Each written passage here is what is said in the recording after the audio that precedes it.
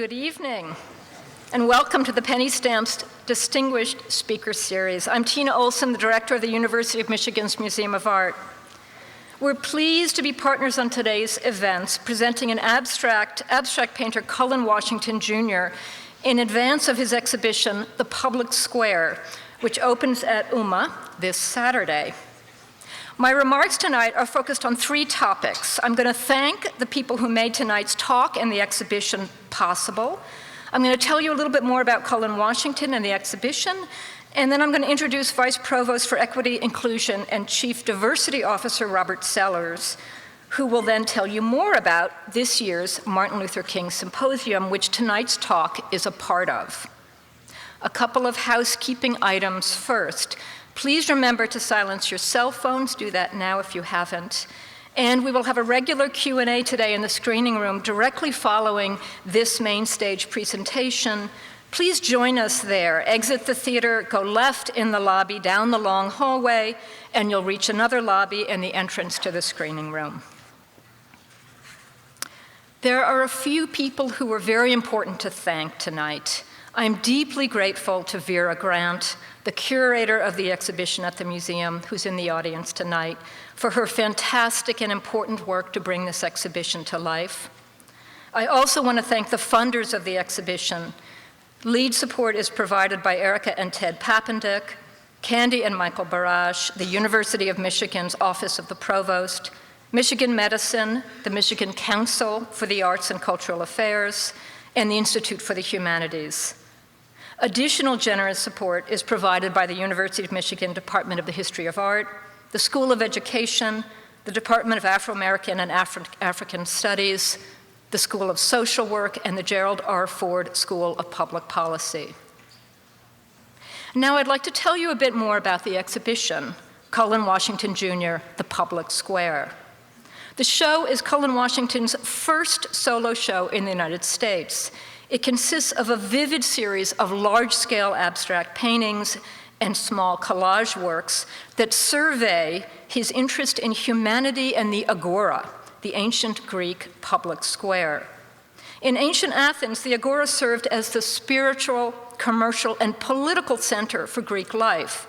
Although its contemporary meaning refers often to the marketplace, agora originally meant to speak in the assembly.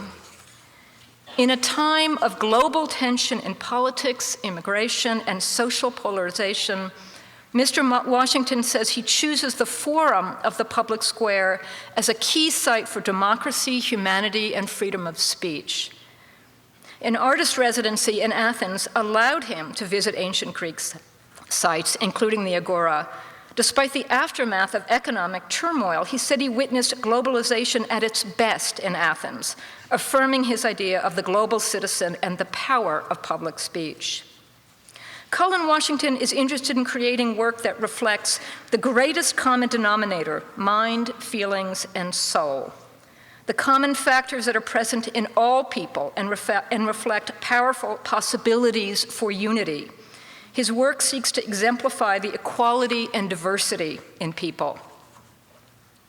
The installation at the museum is designed with an actual public square at its center, complete with sound components featuring samplings from a range of speeches, including the words of Kofi Annan, Maya Angelou, James Baldwin, John F. Kennedy, and Barack Obama. Cullen Washington is a native of Alexandria, Louisiana, and he lives and works in New York City. His work is in the collections of the Metropolitan Museum of Art in New York, the Studio Museum in Harlem, and the Alexandria Museum of Art. He has shown nationally and internationally at the Contemporary Art Museum in Houston, the Queen's Museum, New York, and the Saatchi Gallery in London. He's been an artist in residence at the Studio Museum in Harlem, Skowhegan School of Painting and Sculpture, Yaddo, and the Joan Mitchell Foundation residency in New Orleans. He's a recipient of a Joan Mitchell Foundation grant. Washington has taught at the Pratt Institute, at Amherst College, Hunter College, and the School of the Museum of Fine Arts in Boston. He's lectured broadly, including at the Athens School of Fine Arts in Greece, at Parsons in New York, Rhode Island School of Design, Brandeis, and the Tyler School of Art at Temple. Cullen Washington's talk tonight is also presented under the umbrella of the annual University of Michigan Symposium honoring the work and legacy of Dr. Martin Luther King Jr. to advance justice and equality for all the world's citizens. I'm very excited and honored to have Vice Provost for Equity Inclusion and Chief Diversity Officer Robert Sellers with us tonight to say a few words about the symposium and to join me in welcoming Cullen Washington to the stage.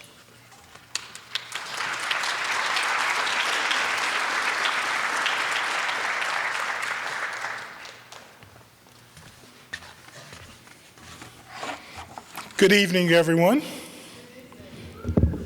Oh, no. Come on now. We are about to have a feast of the soul, so let's get ready for it. Good evening, everyone. Good evening. Thank you. I want to thank UMMA and Stamps School of Art and Design for inviting me to be here this evening. It's amazing to me each and every year the amount of energy that is generated by the Reverend Martin Luther King Jr. Symposium. This campus is one of the most impactful and most busy campuses with regards to celebrating the Martin Luther King Jr.'s life and legacy. We have over 45 different events organized all across campus over the next few weeks and within the next month. I invite you all to attend as many of those as you possibly can. The theme of this year's symposium is the miseducation of us. And in this case, the us in the symposium theme really has a double meaning. In part, the us represents the United States, but it also represents literally us. It underscores the need to pay attention to the content and form of our formal schooling, as well as the broader ways in which we are socialized. We need to ask ourselves, what messages have our schools and other institutions given us that shape the way we understand, appreciate, and relate to not only one another, but also to the land? The literal us is a reminder that each of us must take account of how we are the products of our school systems as well as the American socialization. It also calls us to remember that while we are the products of our upbringing and participants in our environment, neither background, history, nor surroundings are the full determinant of our destiny. To acknowledge our miseducation put us on a path to unlearn as well as learn anew so that we may create a nation and a society that is equitable and just for all. For example, when we reduce Reverend Dr. Martin Luther King and all that he has done and all that he stood for to just a couple of lines in the I Have a Dream speech, we contribute to a miseducation about who Dr. King was. We miss out on his radical calls to remake society through the redistribution of economic as well as political power. Programs like this one tonight provides us with a new and deeper way of understanding the impact of social justice warriors like Dr. King and the work that is still yet to be done. It offers new possibilities for how we might structure our societies to better honor our own shared humanity. I would like to thank University of Michigan Museum of Art for presenting this important exhibition of Cullen Washington Jr.'s work. I know that I'm personally looking forward to seeing it. I hope that all of you will take the time to visit UMMA and to visit it again. The show opens this Saturday. There will be many events and programs during the winter term and many opportunities for you to visit. So please visit umma.umich.edu for more information about these events. Now, it is my great pleasure and great honor to invite to the stage Mr. Cullen Washington Jr., our speaker tonight. Thank you.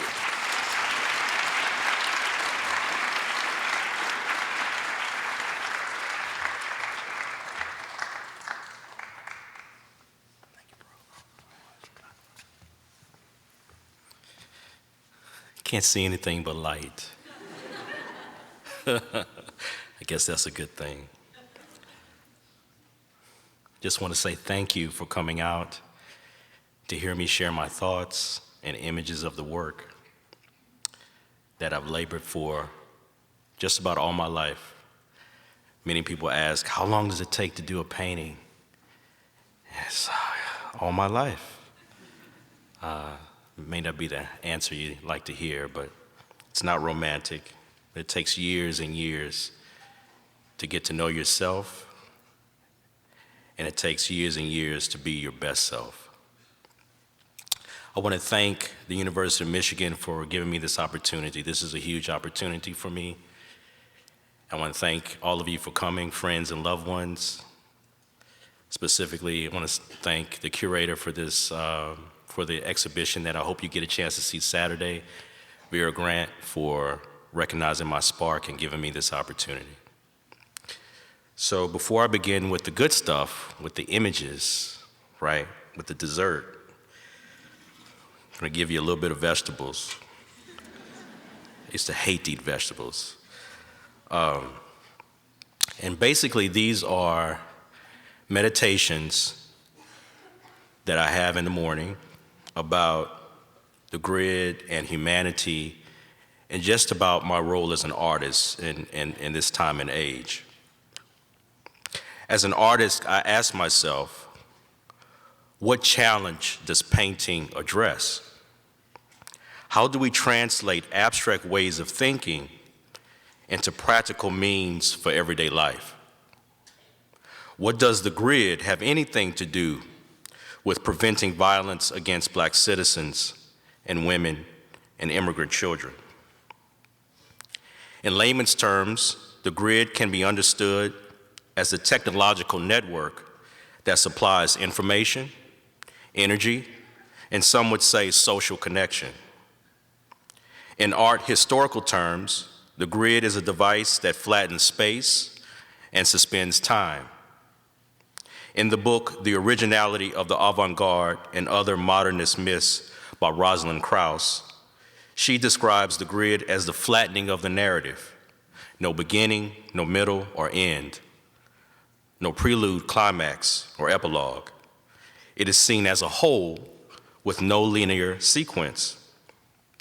For me, physically and aesthetically, the grid is the compositional device which I resolve visual problems. The grid has no place of origin. It is a lateral infrastructure that allows for the infinite continuity.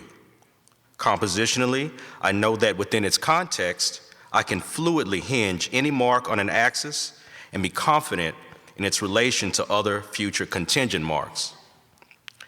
The grid can be warped, organic, or rigid in its format and will still function because of its connectedness.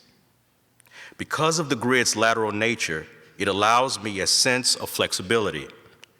Depending on my choice of scale, the modular aspects of the creative process can be constrained or expanded. But here I offer a different understanding of the grid.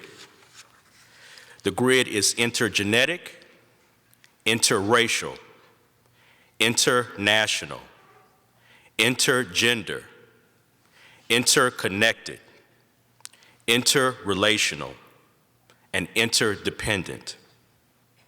The grid is transcendent of political personifications. No blackness, no whiteness, nor immigrant. The grid is the infinite field of activity where the lives of things and people intersect with mutual exchange. The grid is where the idea of the whole can be met with the reality of the individual. The grid is a metaphor for individual parts acting in harmonious, connected flux, with each individual's needs being met in accordance to the whole. It would seem that individual interest would be in direct opposition to the whole, but the wisdom of the grid strikes a balance. It allows for non-hierarchical views of humanity. It resolves the problem of identity and difference by placing diverse component parts on one plane while still maintaining the integrity of each one. In this concept of identity, people are accepted exactly as they are. Identity is opaque. If seen laterally with no origin, as with the grid, people and cultures are intermixed, exchanging traits and qualities among one another, none being better than the rest. Everyone sitting at the same table, offering their own dish at potluck. In this fight for equality, the grid is justice. It wins by unanimous decision. It is unified anonymity, the unarmed and unlisted together. Martin Luther King wrote in his letter from the Birmingham jail, "We are caught in an inescapable network of mutuality, tied in a single garment of destiny. Whatever affects one directly affects all indirectly," end quote. Literally, all things are connected. After all, are we all made of stardust? Everything is relative and is relative. All things connected in constant exchange. This is love. The grid is love. Love is exchange, giving and receiving, a pooling of resources, harmony, the interchange. With the grid, movement changes from a longitudinal, vertical to a latitudinal, horizontal exchange, a free flow of information, works, words, thoughts, feelings, and emotions. With the grid, there are no hierarchies. With hierarchies, there is a focus on ers, smarter, richer, prettier, better, etc. With the grid, there is difference, but difference is equal. There is justice with the grid. There are no closed systems. The grid is set up on mutual relevance and reference. Separate is unequal, but difference is. In this case, identity can be problematic in that it inherently separates them, us against them, othering. In Raoul Hilberg's The Destruction of the European Jews, 1961, Hilberg details the 4 points in the process of destruction. Number 1, the identification of a group as inhuman. Number 2, the disenfranchisement or ostracizing of the group, taking away their rights to land, property, and employment. Number 3, their concentration in facilities such as prisons, where their voting rights are stripped, labor is exploited, families are broken apart. Number 4, their annihilation, either indirectly by taking away health care and food, or directly through killing. Sound familiar? What relates to the artists in these stages is the first assault, which has to do with identification. This is the picture, the image of which we as artists have agency over. To identify something is to assign a meaning, to associate a mental picture and an emotional response or reaction to that picture. What feelings are conjured with the image of black? Black male, black female. What is the feeling conjured with white? White male, white female. What feelings are conjured by immigrant, Muslim, and so on? These are identifiers, social constructions for the purpose of separation. This is not the grid, and this is not love. Edouard Glissant writes in The Poetics of Relation, either the other is assimilated or else annihilated. Today, it is not only the legitimacy of cultures that is threatened in the world, also threatened are their reactions to equivalency, end quote. So we need a world view, a good gestalt. In this era of iPad, and iMac, and iPhone, and AI, can non-representational abstraction be the stand-in for anonymous humanity and respond to the universal call for a singular plurality, a global call for yes, we can. Yes, we can. The grid in abstraction allows for multiple non-hierarchical access points into visual representation and interpretation. This is the latitudinal perception of humanity. This is an expansive view and an infinite one. This is the idea of mutualism. Longitudinal would imply vertical and linear connections where there is dominance and subordinate levels, whereas a latitudinal would imply flatness and equality while maintaining difference. Abstract thinking changes the view of objectification. With abstraction, objectification is not the reduction of a person to an object or to dehumanize them, but rather it is the non-subjugation to prejudice or false attributes and histories. Simply put, it is what it is and who it is, at the core of the being where we are all the same. So this is a truth in this realm of data identities, spin, and fake news. The grid is a revelation of a truth and the sacred. There are more truths unseen than seen. This is beyond the political. There are no isms here. Racism, sexism, nationalism, all is one. Abstraction is beauty, and beauty is the revelation of the sacred. The sacred is beautiful, ineffable, and the unknown made known through experience.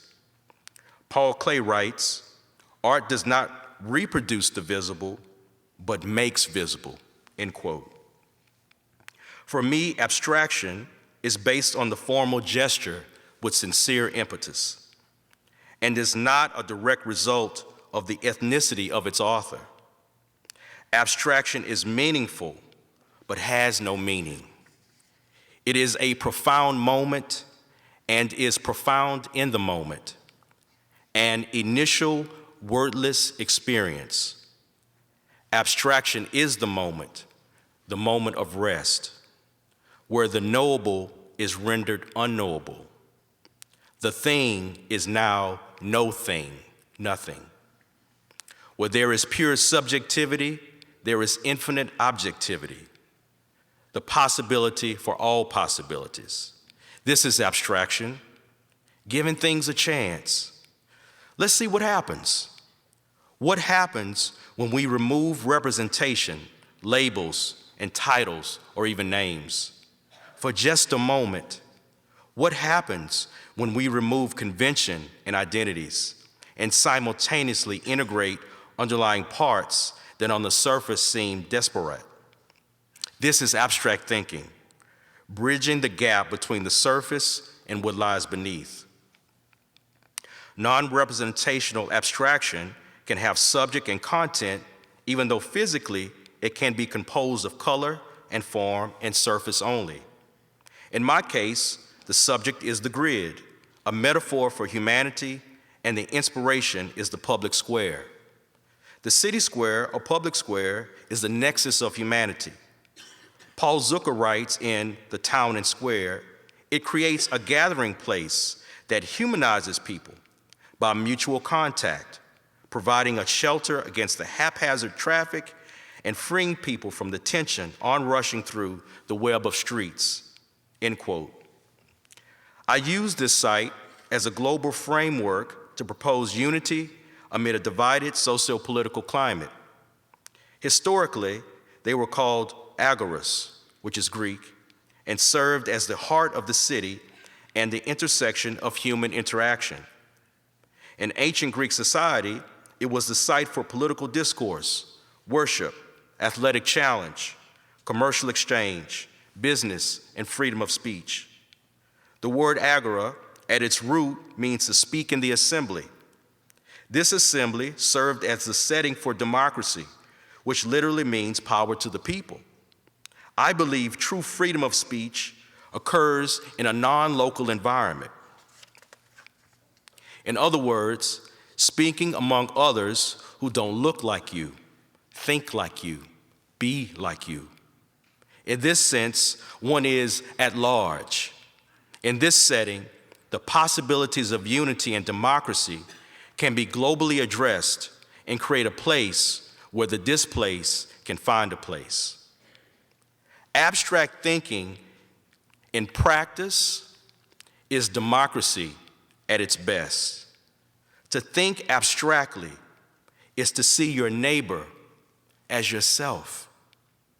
Abstract thinking states that one sees the child from Central America the same as the one from the center of America.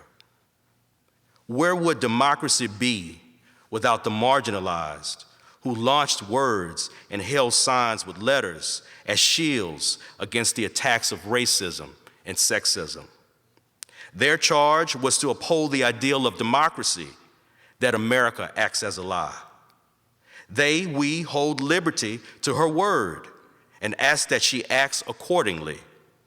Where would democracy be without the urgent requests of the African American, the immigrant, the woman, and those who seek the marriage of their choosing? There is no mainstream, but we all paddle together downstream, past the swamps and marshes and beaches toward the same gulf of equality. The pursuit of happiness, fairness, and equality are human rights.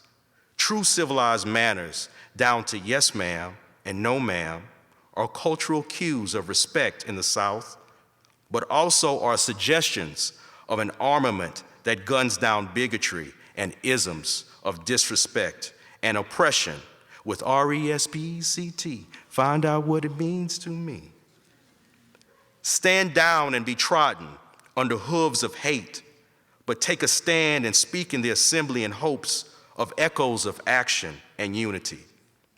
Uplift those who hold you down, for they most of all are in dire need of assistance to see their way out of the darkness.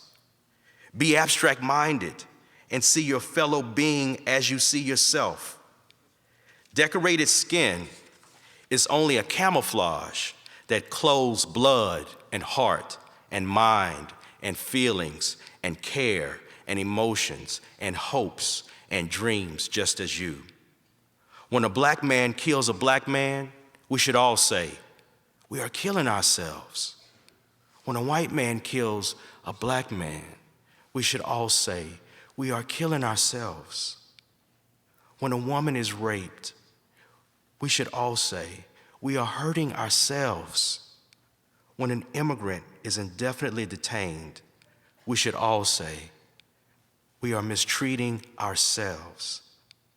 In math, to reduce a fraction to its essential state, the least common denominator is used. But the greatest common denominator is to think and feel, for it is the essential nature of humanity and the greatest good, which is love.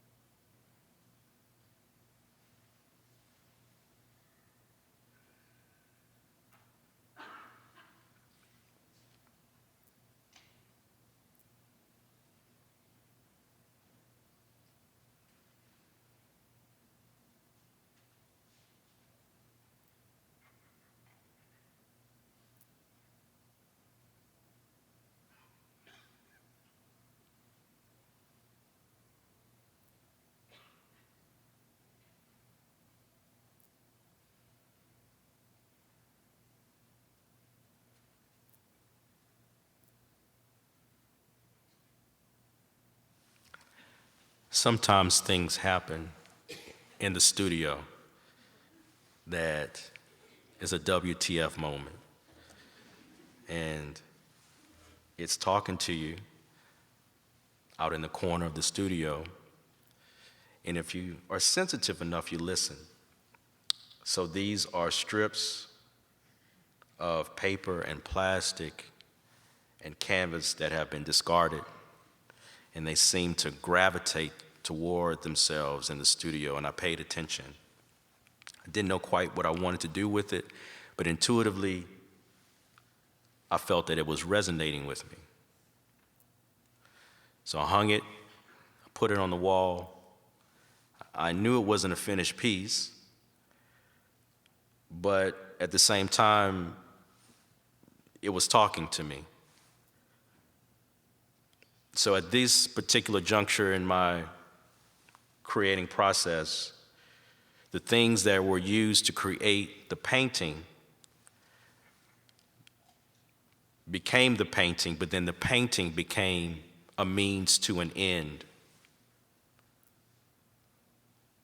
And so I started doing collagraphs. So this is a direct result of this. It's the same matter, just inked and the topography of it is transferred onto paper. And so began this series.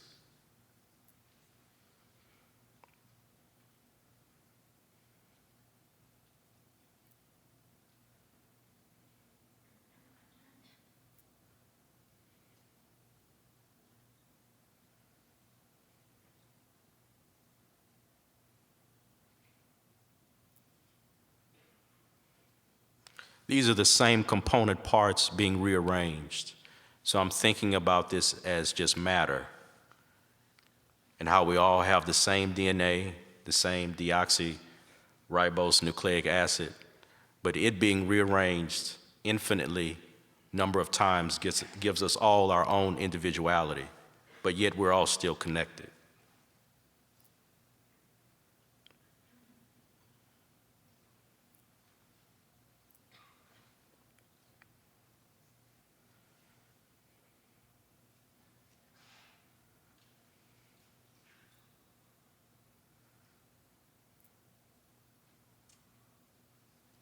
This began another juncture. This is San Marco Square in Venice. And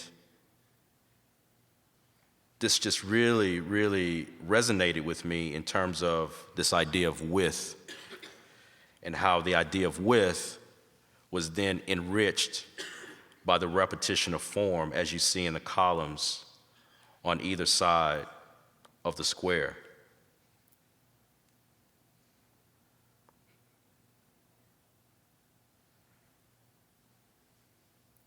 And so this is a public square or a city square. It's the type known as a closed square. There are different types.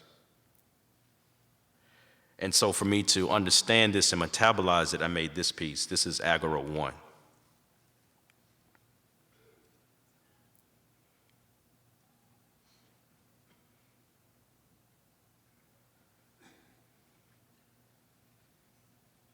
And so for me, this was about walking along a painting as opposed to standing in front and trying to encompass the whole thing at one time. The same as walking along the width of the square.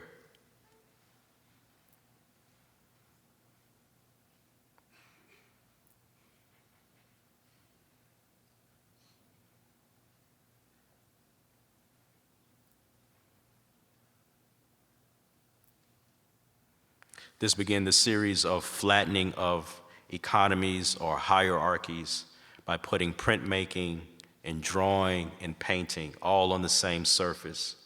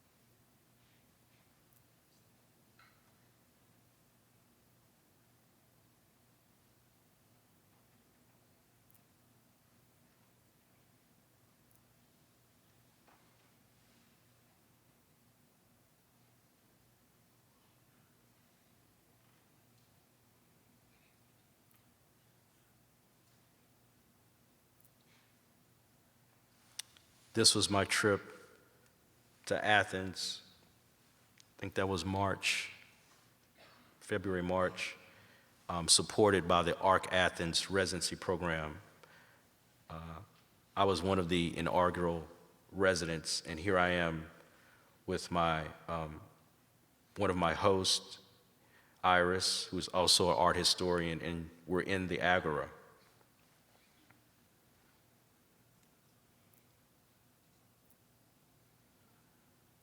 Here we're standing beside the Stoa, which was the place of merchant exchange. And you can see the columns kind of enforcing this repetition of form that then enriches the idea of width.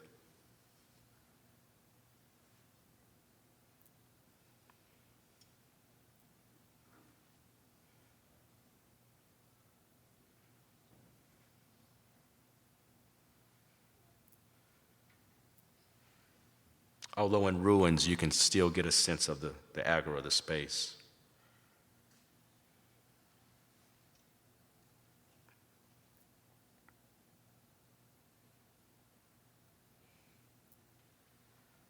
This is the floor plan.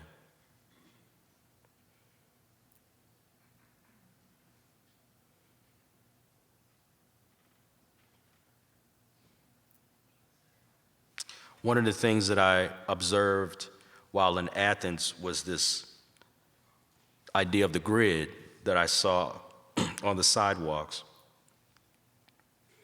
as well as in the columns that were in the antiquities. What I also saw was this use of cardboard, which the merchants put out at the end of the day, and then the people who didn't have as much came in and grabbed the cardboard at night and either recycled it or they made these kind of tent houses that they slept in at night. So I took the cardboard and saw this kind of duality between the idea of the grid, the idea of antiquity, and the idea of recycled materials, the sense of humanity. And I used it.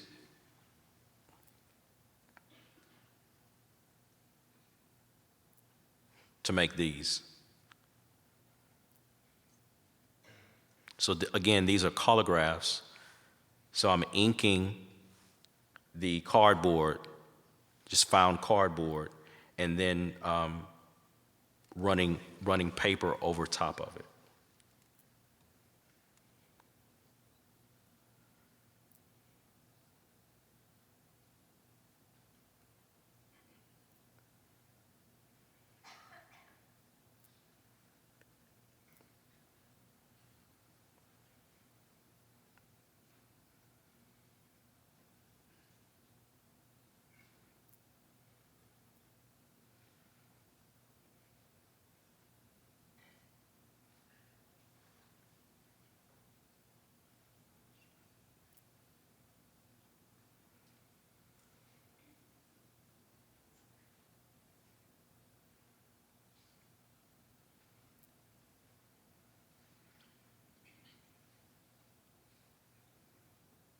Again, this is the cardboard.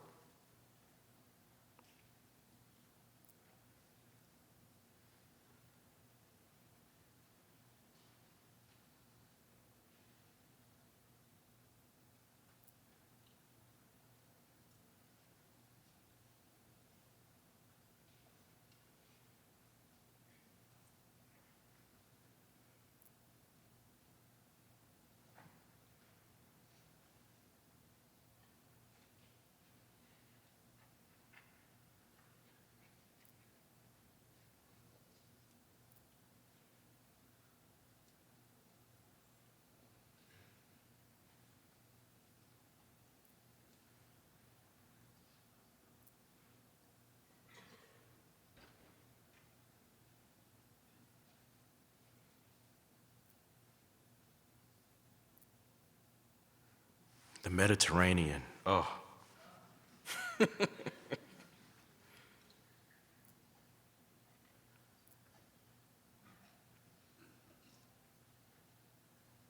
So these are the influences, the color and